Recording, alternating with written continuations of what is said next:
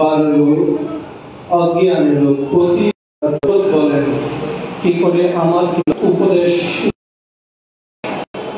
আজকে ঐতিহ্যমণ্ডিত দক্ষিণ চট্টলার বৌদ্ধ অধ্যুষিত গ্রাম উনেন্টুয়া গঙ্গারাম বিহারের বিশিষ্ট ধার্মিক উপাসক প্রয়াত সুকুমার বড়ুয়ার দ্বিতীয় পুত্র প্রয়াত মুকুল চৌধুরীর প্রথম মৃত্যুবার্ষিকী উপলক্ষে চট্টগ্রাম চন্দ্রিমা কমিউনিটি সেন্টারে অষ্ট পরিষ্কার দান, সংঘদান এবং মহতী পুণ্যদান অনুষ্ঠানের মান্যবৈশ্য পদ্ধতি আমাদের সকলের পরম কল্যাণ মিত্র পরম সদীয় বড়ভান্তি প্রধান কীর্তিভান্তি অন্তর পুণ্যক্ষেত্র মৃত্যুর সঙ্গে বর্ণনা করছি। উপাসক মুকুল চৌধুরীর পারলৌকিক সদ্গতি কামনায় এবং আপনাদের সকলের জয় মঙ্গল কামনায় আমার বিপুত্র জীবনের সকল পুণ্যরাশি দান করছি। আপনারা গ্রহণ করে সুখী হন।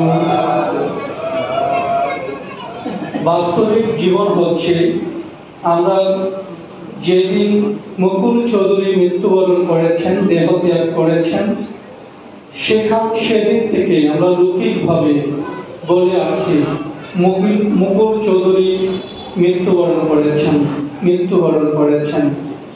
সত্যিকার অর্থে মুকুল চৌধুরী কি মৃত্যুবরণ করেছেন?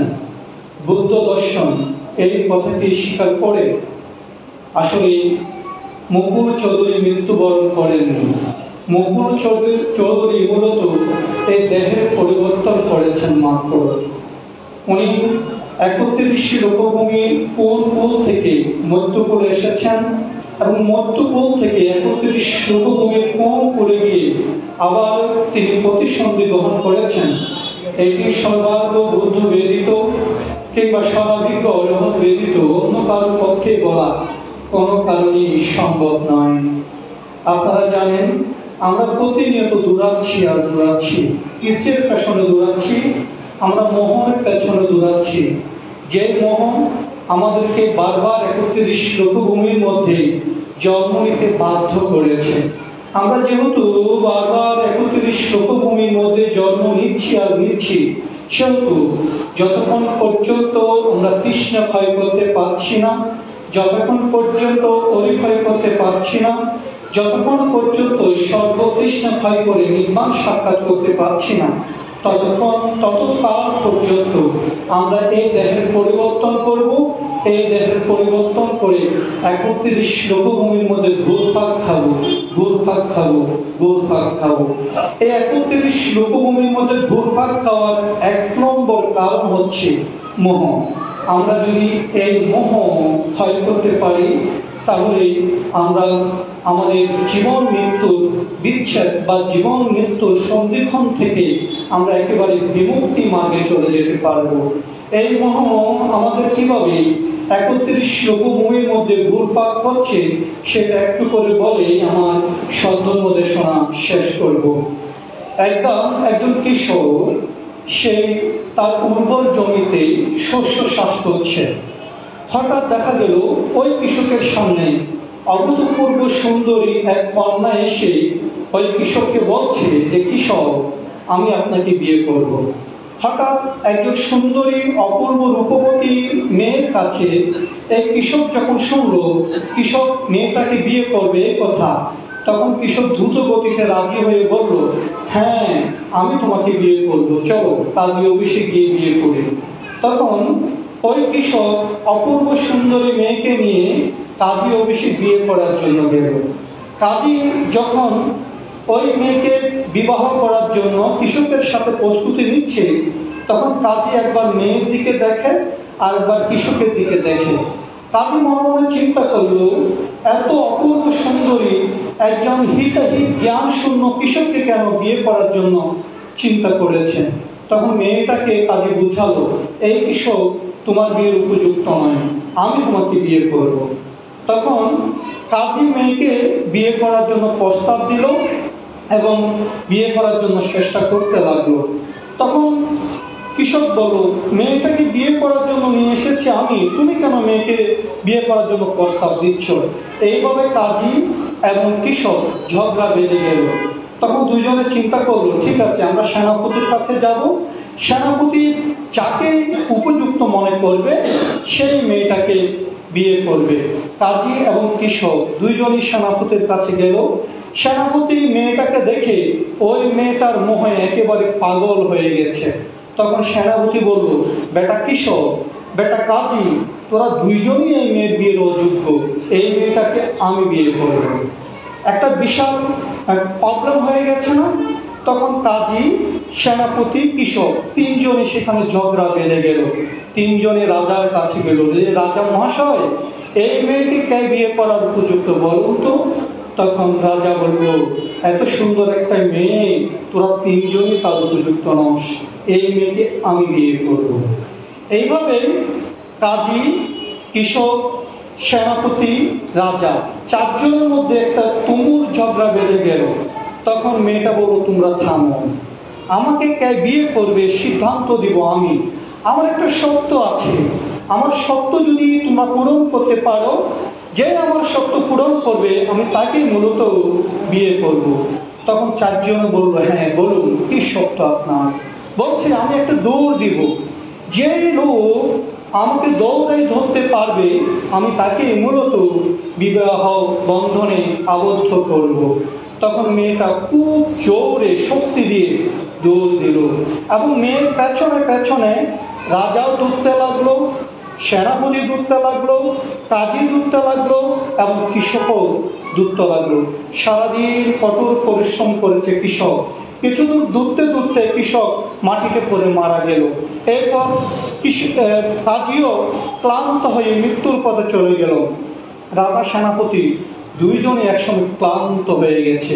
ক্লান্ত যখন হয়েছে তখন চিৎকার করে বলল, এই মেয়ে তুমি দাঁড়াও, তোমাকে আমরা কেন ধরতে পারছি না। তখন মেয়েটি বলল, আমাকে তোমরা কখনোই ধরতে পারবে না, কারণ আমি প্রকৃতপক্ষে মেয়ে নই, আমি হচ্ছি মোহ। এই মোহকে কেউ ধরতে পারবে না, এই মোহকে কেউ ছুঁতে পারবে না। কেন ছুঁতে পারবে না? কেউ কেন ধরতে পারবে না? ধরুন আমাদের মনের মধ্যে অনেকগুলি সুপ্ত বাসনা। আমার একটা যদি সুন্দর ঘর হয়, ঘর যখন হয়ে যায় তখন আমাদের মধ্যে আরেকটা মোহ জাগে। আমার যদি সুন্দর আসবাবপত্র হয়, আসবাবপত্র যখন হয়ে যায় আমাদের আরেকটা সুপ্ত বাসনা জাগে। আমার এই ঘরটাকে যদি আরেকতলা দালান করা যেতে পারে, একতলা দালান যখন হয়ে যায় আমাদের আবার মোহ জাগে, আমার অ্যাকাউন্টে যদি 2-1 লক্ষ টাকা থাকে। এইভাবে আমাদের প্রতিনিয়ত মোহর প্রতি আমরা ধাবিত হচ্ছি, ধাবিত হচ্ছি, ধাবিত হচ্ছি। ঠিক এই মোহর প্রতি ধাবিত হইতে গিয়ে আমরা যে ধর্ম আছে, কর্ম আছে, বুদ্ধ আছে, ধর্ম আছে, সঙ্গ আছে, আমরা সেগুলি ভুলে যাই। এই ভুলে যাওয়ার কারণে আমাদের 31 লোকভূমির মধ্যে বারবার জন্ম নিতে হয়, বারবার জন্ম নিতে হয়। আর বারবার জন্ম নিয়ে বিদায় আমাদের জন্ম দুঃখ, জরা দুঃখ, ব্যাধি দুঃখ, মরণ দুঃখ আমাদেরকে কষ্ট দে, কষ্ট দে, কষ্ট দে। এই কষ্ট পেতে পেতে, কষ্ট পেতে পেতে জীবনের অন্য এক সময় আমাদের দেহ ত্যাগ করতে হয়। বুদ্ধ বলেছেন, এটি প্রকৃতভাবে জীবন নয়। যে জীবনের মধ্যে বুদ্ধ রত্ন নিহিত নেই, যে জীবনের মধ্যে ধর্মরত্ন নিহিত নেই, যে জীবনের মধ্যে সঙ্গরত্ন নিহিত নেই, যে জীবনের মধ্যে মাতা পিতার গুণ নিহিত নেই, যে জীবনের মধ্যে আচার্য উপাধ্যায়ের গুণ নিহিত নেই, সেই জীবন কোনো কারণেই মৃত্যুবরণ করতে পারে না, তৃষ্ণা ক্ষয় করতে পারে না। আর যারা তৃষ্ণা ক্ষয় করতে পারে না তাদের মৃত্যু কখনো হয় না। উপাসক উপাসিকা মণ্ডলী, আপনারা সকলে জানেন আমাদের ডুমার মধ্যে শান্তি বিহারের বিশিষ্ট ধর্মপান উপাসক অভিজ্ঞ পিন্টু, যাকে মূলত পিন্টু বলে সকলে চেনে। রতনানন্দ বলেছিলেন যে উপাসিকা পপির পিতা ওই সমাজের জন্য অসংখ্য কল্যাণকর কাজ করেছেন, অসংখ্য কুশল কাজ করেছেন। শুধু উপাসিকা পপি বড়ুয়ার পিতা নয়, আমাদের ডাক্তার অভিক বড়ুয়া পিন্টু, ওনার পরিবারও আমাদের ডুমার মধ্যম তথা উত্তর উত্তর চট্টলার বিভিন্ন জায়গায় অভূতপূর্ব অবদান রেখেছেন। আমি এখানে যারা এসেছেন সবার প্রতি আহ্বান করব, আমাদের কুমার মদ্দন শান্তি বিহার একটা সাধারণ বিহার নয়, এটা একটা অসাধারণ বিহার। কেন অসাধারণ বিহার? আপনারা জানেন রাজেন্দ্রলাল মৎস্যদ্বীপ বাংলাদেশের বিদেশ সন্ধিহানের অগ্রদূত। শুধু বাংলাদেশে নয়, দক্ষিণ পূর্ব পশ্চিম এশিয়ার মধ্যে এই রাজেন্দ্রলাল মৎস্যদ্বীপ যদি না আসতো, বাংলাদেশ থেরবাদ বৌদ্ধ ধর্মে বিদর্শনের প্রদীপ আলোকিত হতো না। এই রাজেন্দ্রলাল মৎস্যদ্বীপ জন্মভূমি হচ্ছে কুমার মদ্দন এবং ওনার বিদ্যাপীঠ ছিল কুমার মদ্দন শান্তিবিহার। এই শান্তিবিহারের কোনো নির্মাণ কাজ চলছে, রাজেন্দ্রলাল স্মৃতি সংসদ বা স্মৃতি মন্দিরের নির্মাণ কাজ চলছে। আমি বিহার অধ্যক্ষ হিসাবে এরকম একটা পূর্ণ স্মৃতির স্থান, এরকম একটা পূর্ণ তীর্থস্থানে আপনাদের সার্বিক সহযোগিতা কামনা করছি। উপাসক মুকুল বড়ুয়ার মরণোত্তর পার্বতী সদ্গতি কামনায়, অভিক বড়ুয়া, উপাসিকা পপি বড়ুয়া, ওনার মা আপনাদের সকলের জয় মঙ্গল কামনায় আমার উপদেশমূলক সদ্যমোদেশনা শেষ করছি।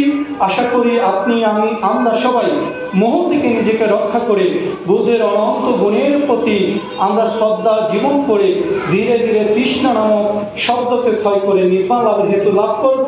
এই প্রত্যাশায় আমার উপদেশমূলক সদ্যমোদেশনা এখানে শেষ করলাম। জগতের সমস্ত প্রাণী সুখী হোক।